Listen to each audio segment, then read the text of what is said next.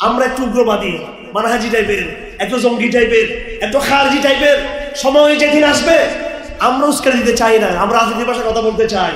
আমাকে ভারতের গোয়েন্দারা জিজ্ঞাসাবাদ করেছিল, আর কাউকে জিজ্ঞাসাবাদ করে নাই। 4 ঘন্টা আমাকে এই সিটিডিসিতে ঢাকার ডিবিতে একটা সেই বিল্ডিং এ 4 ঘন্টা আমাকে জিজ্ঞাসাবাদ করেছিল। আমি তাদেরকে বলেছিলাম, শুনে রাখো, আমাকে তোমরা হ্যান্ডকাপ পরে নিয়ে আসছো এখানে, এই হ্যান্ডকাপ পরে আমি তোমাদের সাথে ডায়লগ করতে পারবো না। তোমরা যদি ডায়লগ করতে চাও, আওয়ার লিডার্স ফ্রি, তারা ঢাকাতে আছে, যারা এখনো গ্রেপ্তার হয় নাই, তোমরা তাদের সাথে আলাপ করো। আমার বাবা আছেন, তার সাথে তোমরা আলাপ করো। আমাদের নেতৃবৃন্দ রয়েছেন হাটাদারিতে, বাবনগরে, সেখানে কি তোমরা আলাপ করো। আমাকে এইভাবে হ্যান্ডকাপ পরিয়ে চোখ বেঁধে তোমরা যেভাবে কাজ করতেছো, এটা দ্বারা কিন্তু সমাধান হবে না। সেই সময় আমি ভারতীয় গুপ্তচর, যিনি বাংলাদেশের গোয়েন্দাদের প্রধান ছিলেন, এবং তাকে গোয়েন্দা ভাষায় বলা হয় স্টেশন ম্যানেজার বলা হয়, শব্দগুলো মনে রাখিয়েন, স্টেশন ম্যানেজার বলা হয়, আর এমবিসির ভাষায় বলা হয় মিনিস্টার বলা হয়, এমবিসির ভাষায়। তখন সে আমাকে বলতেছিল, হেফাজত ইসলাম ইজ এ মিলিটেন্ট অর্গানাইজেশন। হেফাজত ইসলাম একটা জঙ্গিবাদী সংগঠন, হেফাজত ইসলাম জঙ্গিবাদী সংগঠন। এই কথা আমাকে ভারতের বাংলাদেশে নিযুক্ত গোয়েন্দা বাহিনী প্রধান আমাকে বলেছে রিমান্ডের সময়। এই বাংলাদেশ কি স্বাধীন বাংলাদেশ ছিল হাসিনার আমলে? একটা গোয়েন্দা সংস্থার অফিসে যদি বিদেশিরা এসে একজন রাজনৈতিক পরিবারের পরিচিত ব্যক্তিকে যদি এইভাবে জিজ্ঞাসাবাদ করতে পারে, এই দেশ কি ভারতের অঙ্গরাজ্য ছিল না? এই দেশকে ভারতের অঙ্গরাজ্য হওয়া থেকে আমরা মুক্ত করেছি 5 আগস্ট। আর বাংলাদেশ ইনশাআল্লাহুল আজিজ ভারতের পেশা আর দ্বিতীয়বার ডুববে না ইনশাআল্লাহ। ভারত বাংলাদেশকে কুমিরের মধ্যে গ্রাস করতে চাইলে যুদ্ধ শুরু হয়ে যাবে। লড়াই চাপিয়ে দিলে আরেকটা লড়াই দিয়ে তার প্রতিরোধ করা হবে। সুতরাং এই বার্তা মার্কিন বন্দী যারা আছে তাদের সামনে স্পষ্ট। রাখেন স্লোগান দেওয়ার সময় নেই, আমার কথা শেষ, আমি শেষ করে দিচ্ছি। আমার ভাইয়েরা, এটা কি বুদ্ধিমানের কাজ হবে যে আমরা যখন পুকুরে ছিলাম, নদীতে ছিলাম, সমুদ্রে ছিলাম, কুমিরের সাথে লড়াই করেছি? সুন্দরবনে গেলে দেখবেন এখানে বনে রয়্যাল বেঙ্গল টাইগার, আর নদীর মধ্যে কি কুমির লেখা থাকে, কিন্তু কুমির থেকে সাবধান লেখা আছে না নাই? সুন্দরবনে নদীগুলোতে লেখা আছে কুমির থেকে সাবধান, আর বনের মধ্যে থেকে বাঘ থাকে। এখন এটা কি বুদ্ধিমানের কাজ? এই বাঙালি জাতি কুমিরের পেট থেকে বের হয়েছে, কুমিরের পেট থেকে বের হয়ে লাফ দিয়ে জঙ্গলে পড়েছেন আপনি। আলহামদুলিল্লাহ, আমি এখন নদী থেকে বের হয়ে আসলাম, চতুর্দিকে কুমির ছিল, কুমিরের গাছ থেকে, কুমিরের আক্রমণ থেকে আমি নিজেকে মুক্ত করতে পেরেছি। কিন্তু আপনি যে জঙ্গলে উঠেছেন, সেই জঙ্গলে কিন্তু চতুর্দিকে কিন্তু বাঘ আপনার দিকে তাকিয়ে আছে। কিন্তু আমরা ভারতের পেট থেকে বের হয়েছি আমেরিকার পেটে ঢোকার জন্য নয়। যারা এই কথা বুঝবে তারাই রাজনীতিবিদ। এখন কি আমি যুদ্ধ করতে বলতেছি? এখানে আমি যুদ্ধ করতে বলতেছি না। আমি বলতে চাই, কূটনৈতিক ভাষা হলো আপনাকে নরম ভাষায় কথা বলতে হবে, গরম ভাষায় কথা বলতে হবে। আমাকে রিমান্ডে ভারতীয় এই গোয়েন্দা একটা লিস্টি দিল জিজ্ঞাসাবাদের, রাত ভর নির্যাতন করছে সিটিডিসির গুন্ডারা। এই এডিসি তৌহিদ, এডিসি আমরান, এডিসি আতিক, এরা সব ডিসি হয়েছে। একটাও চাকরি থাকতে পারবে না ইনশাআল্লাহ। কেউ লড়াই করবে, আমি একা লড়াই করবো এদের বিরুদ্ধে। এই খুনিদেরকে বিচার আওতায় আনা হবে ইনশাআল্লাহ। নাম ধরে বলতে চাই, এডিসি তৌহিদের রক্ষা নাই, আতিকের রক্ষা নাই, ডিসি মন্ডলের জব দিতে হবে, এমরানকে জব দিতে হবে ইনশাআল্লাহ।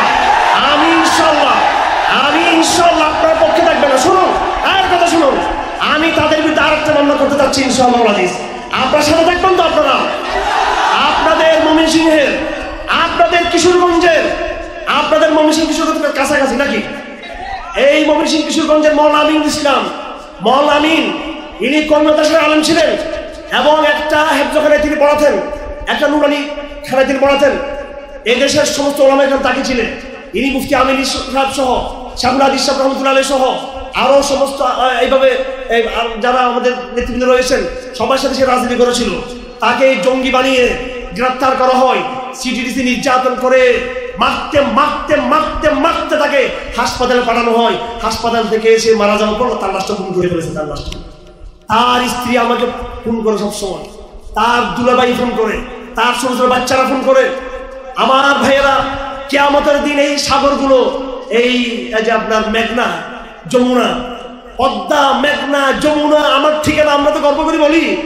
আমার ভাইরা, এই পদ্মা মেঘনা যমুনার ভিতর থেকে কিয়ামতের দিন বহু লাশ উঠবে, যেই লাশগুলোকে হাসিনার আমলে হত্যা করে লাশগুলো গোপন করা হয়েছিল। আমি সাবধান করে দিচ্ছি, যেই সমস্ত পুলিশেরা হত্যার সাথে গুমের সাথে পুলিশের সাথে যুক্ত ছিল, একটা পুলিশ অফিসার রক্ষা পাবে না, কিন্তু একজন রক্ষা পাবে না, অবশ্যই তাদেরকে বিচার আওতায় আসতে হবে। আমি বলে দিচ্ছি, আমাকে কোনো উগ্রবাদী মনে করেন যে হারুন সাহেব সেখানে গরম করে দিল, আরে আমি উগ্রবাদী না, আমরা শান্তি, আমরা আলহামদুলিল্লাহ আমাদের পারিবারিক পরিচয় আছে, মানুষকে ক্ষমা করতে পারি। আমরা রাসূলের উম্মত, আমার নবী মক্কা বিজয়ের পরে কাফেরদেরকে ক্ষমা করেছিলেন, কলহার ক্ষমা করেছিলেন, কিন্তু কিছু লোককে তিনি ক্ষমা করেন নাই। আমি গত 3 দিন আগে বাংলাদেশের পুলিশের একজন এডিশনাল ডিআইজি আমাকে ফোন করেছে, এডিশনাল ডিআইজি ফোন করেছেন। উনি হেফাজতের আন্দোলনের সময় তিনি আমাদের ছাত্রদেরকে দমানোর চেষ্টা করেছিলেন। আমি তার হিস্ট্রি দেখেছি, তিনি গুম করেন নাই, খুন করেন নাই, দুর্নীতি করেন না। মামলাতে আমরা তাকে দিয়েছি, আমরা তাকে পরীক্ষা করলাম, তিনি যা আচরণ করেছেন আমাদের সাথে, সেই সময়ে যারা ডিজিএফ এ যারা ছিলেন, সেই সময় যারা এনএসআই ছিলেন, এসপিতে যারা ছিলেন, মুনির সাহেব ছিলেন, ডিজিএফ যারা ছিলেন সেই সময়, তাদেরকেও সাবধান করে দিচ্ছি। তাদের চাপে তারা আমাদেরকে একটু আমাদের সাথে খারাপ আচরণ করেছিল। আর পক্ষান্তরে ওই অফিসারদের মধ্যেই ছিল কিছু হিন্দু অফিসার আর কিছু মুসলমান অফিসার, নিজ হাতে হাটহাজারী মাদার ছাত্রকে তারা হত্যা করেছিল। খুনি একটাকে ধরে ফেলছি আমরা আলহামদুলিল্লাহ। হাটহাজারী মাদ্রাসার একটা খুনিকে ধরা হয়েছে, পুলিশ অফিসার। সে বলতো কি জানেন আমাদেরকে, আরে হুজুর মিয়া কিসের বাবনগরী ফাবনগরী, আমি স্বরাষ্ট্রমন্ত্রীর কথা পাত্তা দিই না। আমার বলতো এখন সে, আমি যে এরকম থাকতাম, এই যে ছেলে এখন ওই ছেলে সে ভাত খাচ্ছে এখন সালাম বেটা। আচ্ছা যাই হোক, আমার ভাইয়েরা, আমরা যারা ছাত্র খুন করেছে ওদেরকে মামলা দিয়েছি, আর ওই পুলিশ অফিসার যারা অন্যায় করেন তাদেরকে ক্ষমা করে দিয়েছি। আমি এবার হাসিনা পতনের পরে অনেক পুলিশ অফিসারকে ক্ষমা করে দিয়েছি, অনেক এসপি, এডিশনাল এসপি, অনেক ডিআইজিকে ক্ষমা করেছি। আর মামলা দিলে সবগুলো জেলে থাকতো, চাকরিচ্যুত হতো সবগুলো। আমার কথা হলো, কিন্তু যারা গুম করেছে, খুন করেছে, তাদেরকে ক্ষমা করা যাবে? যাই হোক, আমি আর আলোচনা করবো। আমি বললাম 5 মিনিট কিছু দেওয়ার জন্য, আমার কথা শেষ করে গেছে, শেষ করবো। জি, আমি বলছি আমার শেষ করার আগে আমাকে একটা 5 মিনিট ইয়ে দিবেন, একটা কাগজ দিবেন একটা। যাই হোক আমার ভাই, জি ঠিক আছে।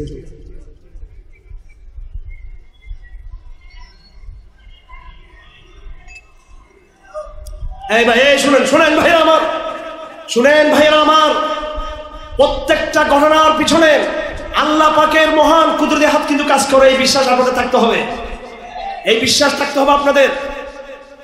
আমার ভাইরা, কবি বলেছেন, ইনকিলাবাতে জাহা ওয়াইজ রবে কহো হর তাগায়ুর সে সদা আতি হে ফাফহাম ফাফহাম। ইনকিলাবাতে জাহা ওয়াইজ রবে কহো হর তাগায়ুর সে সদা আতি হে ফাফহাম ফাফহাম। আমার ভাইরা, বলা হচ্ছে জুলাই বিপ্লব, বলা হচ্ছে আগস্ট বিপ্লব, এবং 5 আগস্টকে আমাদের কিছু ভাইয়ের নাম দিয়েছে 36 জুলাই। কথা ঠিক না বেঠিক? আপনারা ওলামায়ে কেরাম তালে তাল মিলিয়ে বলতেছেন জুলাই বিপ্লব, আগস্ট বিপ্লব। আমার কথা শুনেন, ওই মাসটা ছিল মুহররম মাস। আমি হাসিনার ভয়ে প্রথমে মুখ টুক খুলি নাই, আমি কথা পরিষ্কার, আমার নিজের কথা আমি বলতেছি। পরে যখন দেখলাম লাশের মিছিল দীর্ঘায়িত হচ্ছে, আবু সাইদের লাশ পড়ে গিয়েছে, এবং চট্টগ্রামে আমার 3 জন ভাই শাহাদাত বরণ করেছে রাজপথে। তখন জুমার দিন, এর আগে বুধবার বৃহস্পতিবার ছিল, জুমা আসলো, তখন আমি আর দাঁড়িয়ে থাকতে পারলাম না। জুমার দিন দাঁড়িয়ে আমি আমার অবস্থানকে স্পষ্ট করলাম। আমি স্পষ্ট, একটু খেয়াল করবেন কথাগুলো, আমি স্পষ্ট করলাম। আমাদের মসজিদে আমি যেখানে জুমা পড়াই, যেখানে জুমা দাঁড়িয়ে পড়াই, আমার বরাবর নাক সিটা সমান সমান বাংলাদেশ এনএসআই এর সদর দপ্তর, আর আমার ডানে সিআইডি সদর দপ্তর, আর আমার চতুর্দিকে ঘেরা হচ্ছে বাংলাদেশ পুলিশের চট্টগ্রামের। এরপরে ডিজিএফ তো লাগাই আছে আমার পিছনে। আমার ভাইয়েরা, আমি একটা কথা আপনাদেরকে বলতে চাই, এই বাংলাদেশ নিয়ে ভারতের পরিকল্পনা আছে, ইসরায়েলের পরিকল্পনা আছে, আমেরিকার পরিকল্পনা আছে, আরেকটা পরিকল্পনা আছে বাংলাদেশ নিয়ে, বলবো সেই পরিকল্পনা মহান আল্লাহ। বিশ্বাস আছে এটার উপরে? বিশ্বাস আছে? দাঁড়ান, আমি বলতেছি আপনাদেরকে কেমনে বিশ্বাস আছে নাই। আমার ভাইয়েরা, জি আমার ভাইয়েরা, ওই মাসটা ছিল মুহররম মাস। আমি জুমার দিন প্রথম জুমাতে দাঁড়িয়ে বললাম, হে আল্লাহ, আপনি মুহররম মাসের 10 তারিখে ইতিহাসের সর্বনিকৃষ্টতম তাগুতকে, ইতিহাসের সর্বনিকৃষ্টতম ফ্যাসিস্ট সরকারকে আপনি ধ্বংস করে দিয়েছেন, তাকে পানিতে ডুবিয়ে মেরেছেন। হে আল্লাহ, এই মুহররম মাসে বাংলার এই লেডি ফারুক আপনি দাবিয়ে দেন আল্লাহ। এরপর আমি তারিখ ঘোষণা করতেছিলাম, 14 মুহররম, 15 মুহররম, 16, 17, 18, 19, 20, 21, 22, 23, দেখি যে কোনো খবর নাই। হাসিনা আরো টাইট হয়ে যাচ্ছে, আরো 26 তারিখ, এরপর 27 তারিখ, কোনো আলামত নাই। ছাত্র সমাজ 5 ঘন্টা আগেও জানে না হাসিনার পতন হয়ে গেছে। এটা আল্লাহ পতন করিয়েছে, কারো ক্রেডিট নাই। ক্রেডিট থাকলে আল্লাহ। আমাদের ছাত্র সমাজের কেউ কেউ এমন হাবভাব ধরেছে যে এই দেশে জামাত, বিএনপি, হেফাজত বা এরা কেউ কিছু না, অথবা শাপলা চত্বরের এত রক্ত আমরা দিয়েছি, রক্ত দেওয়ার শিক্ষা দিয়েছি তো আমরাই। হাসিনা যখন আগের বার ক্ষমতায় ছিল, অনেক ছেলের জন্ম হয় না, তখন ব্রাহ্মণবাড়িয়াতে ফতোয়া আন্দোলনে কারা রক্ত দিয়েছিল? কারা কোরআনের নীতি, কোরআন বিরোধী নীতি কারা রক্ত দিয়েছিল? দফাই দফাই রক্ত দেওয়ার শিক্ষা দিলাম তো আমরাই। আর সেই আবু সাঈদের ওয়ালে ঘুরে আসেন, আবু সাঈদের পোস্টে দেখবেন সে আমাদের বহু লেখা সে শেয়ার করেছে। আবু সাঈদ তোমাদের না, আবু সাঈদ আমাদের। আবু সাঈদ যদি ইমানদার ছিল, আবু সাঈদ যদি প্রগতিশীল থাকতো, আবু সাঈদ যদি একান্ত গ্রন্থবাদী হতো, আবু সাঈদ যদি তোমাদের মতো শাহবাগী হতো, আবু সাঈদ যদি বামপন্থী হতো, আবু সাঈদ গুলির সামনে দাঁড়াতে পারতো না। আবু সাঈদ ইমানদার ছিল বিদায় গুলির সামনে দাঁড়িয়েছে, সেখান থেকে আগুন লেগেছে। আমার ভাইয়ের আমার, কবির ভাষায় ইনকিলাবাতে জাহাঁ ওয়া জরা বে কহো হর তাগায়ুর সে সদা আতি হে ফাফহাম ফাফহাম। আল্লাহর কুদরতের গায়বে হাত কাজ করেছে এখানে। এবং আমি হতাশ হয়ে গেলাম। 25শে মুহররম, 26শে মুহররম, 27শে মুহররম। তা আমি বললাম যে দূর, এই মুহররমে এই ফেরাউন এটা যাবে না। ওই দিন সোমবার ছিল, লাখ লাখ মানুষ রোজা রেখেছিল, কথা ঠিক কিনা? আপনাদের মধ্যে অনেকে রোজা রেখেছিলেন, আমি রোজা রেখেছি, হযরত রোজা রেখেছিলেন সেদিন। সোমবার রোজা রেখা সুন্নত। আজ যারা এই আন্দোলনকে বলতে চায় প্রগতিশীল আন্দোলন, গণতন্ত্রের আন্দোলন, ছাত্র সমাজের শুধু আন্দোলন, এই আন্দোলনে ইসলাম নাই, ভুল কথা। এই আন্দোলন আল্লাহর সিদ্ধান্ত হয়েছে, হাসিনা পতন আল্লাহর সিদ্ধান্ত হয়েছে। দিন ছিল সোমবার, তারিখ ছিল 28শে মুহররমুল হারাম। আল্লাহ বাঙালি জাতিকে দেখিয়ে দিয়েছেন যে এই মুহররম মাসে আমি ফেরাউনকে দাবি দিয়েছি। আমি আল্লাহ আবার হাজার হাজার বছর পরে তোমাদের বাংলাদেশের ফেরাউনকে আমি দাবি দিয়েছি। আমি সুতরাং 5 আগস্টের বিপ্লব, 28শে মুহররমের বিপ্লব কিংবা 36শে জুলাইয়ের বিপ্লব যদি আপনাদের কারণে হয়ে থাকে, তাহলে আপনার মতো চলেন। আর যদি আল্লাহর কারণে হয়ে থাকে, তাহলে এই দেশের সংবিধান আল্লাহর সংবিধান হতে হবে, এই দেশের শিক্ষা ব্যবস্থা আল্লাহর শিক্ষা ব্যবস্থা হতে হবে, এদেশের আইন আল্লাহ দেওয়া আইন হতে হবে। জানি আমাদের কথা আপনারা শুনবেন না, আমি জানি বুঝি। আগামী 1, 2, 3, 4, 5 বছর হবে না, আগামী 5 বছরে 10 বছরে শরিয়া বাংলায় প্রতিষ্ঠা হবে না। কোরআন থাকলে হাতের কসমকেই বলতাম, আগামী 50 বছর পরের বাংলাদেশ পরিপূর্ণ কোরআনের বাংলাদেশ।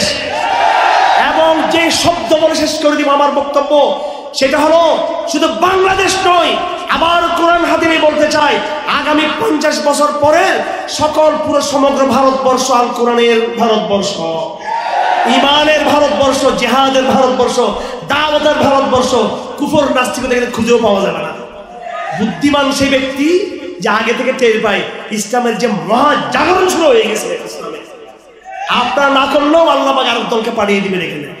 সুতরাং জ্ঞানী ওই ব্যক্তি যারা এখন থেকে চূড়ান্ত বিপ্লবের জন্য মানুষকে যারা দাওয়াত দিবে, উদ্বুদ্ধ করবে, একটা সামগ্রিক পরিবর্তন আমরা চাই। আমি সাতটা কথা হঠাৎ মনে উঠছে না বললে নয়। হযরতের খেদমতে আমার ভাইয়েরা কারাগার থেকে ওলামা এখানে বের হয়েছেন, এখনো পর্যন্ত আমি একটা দলের কথা না বলে পারছি না। 2013 সালে শাহবাগীরা এবং 13 সালের পরবর্তী সময়ে আল্লাহর রসুলকে যারা গালাগালি করেছিল, কিছু নাস্তিক বলগার, তাদের ব্যাপারে কিছু ইমানদার ভাইয়েরা একটা সিদ্ধান্ত নিয়েছিল এবং সেই সিদ্ধান্তের কারণে খাতেমে রাসূলের যে শাস্তি কিতাবে আছে সেই শাস্তি প্রয়োগ করার কারণে আমাদের কিছু ইমানদার ভাইয়েরা কলেজ বিশ্ববিদ্যালয়ের পড়ুয়া বেশিরভাগ আর কিছু মাদ্রাসার ছাত্র তারা তাদের গলায় ফাঁসির মৃত্যুদণ্ড নিয়েছে। এদের দায়িত্ব উলামায়ে কেরামকে নিতে হবে। আমাদের কোন আশিক রাসূলের যদি আগামীতে যদি কারো ফাঁসি কার্যকর হয়, আমি পরিষ্কার বলে দিতে চাই, মুক্ত হয়েছে হারুন এজাহার, মুক্ত হয়েছে মামুন হক, মুক্ত হয়েছে সাখাওয়াত রাজি, মুক্ত হয়েছে জুনায়েদ আল হাবিব, মুক্ত হয়েছে জসিমুদ্দিন রহমানী, কিন্তু এখনো পর্যন্ত আশিক রাসূলরা কারাগার থেকে মুক্ত হয় নাই। আশিক রাসূলদেরকে কারাগার থেকে মুক্ত না করা পর্যন্ত আমার অনুরোধ, আপনারা আপনাদের সংগ্রামকে অব্যাহত রাখার চেষ্টা করবেন। আর না হয় কাল কিয়ামতের দিন হাউজে কাউসারের পারে রাসূলের সামনে দাঁড়াতে পারবেন না। কিন্তু ওয়াখিরু দাওয়ানা আলহামদুলিল্লাহি রাব্বিল আলামিন ওয়া মা আলিহিল বালাগ ওয়া সাল্লাল্লাহু তাআলা আলা খাইরি খালকি মুহাম্মদ ওয়া আলিহি ওয়া সাহবিহি আজমাইন। আসসালামু আলাইকুম ওয়া রাহমাতুল্লাহি ওয়া বারাকাতুহু।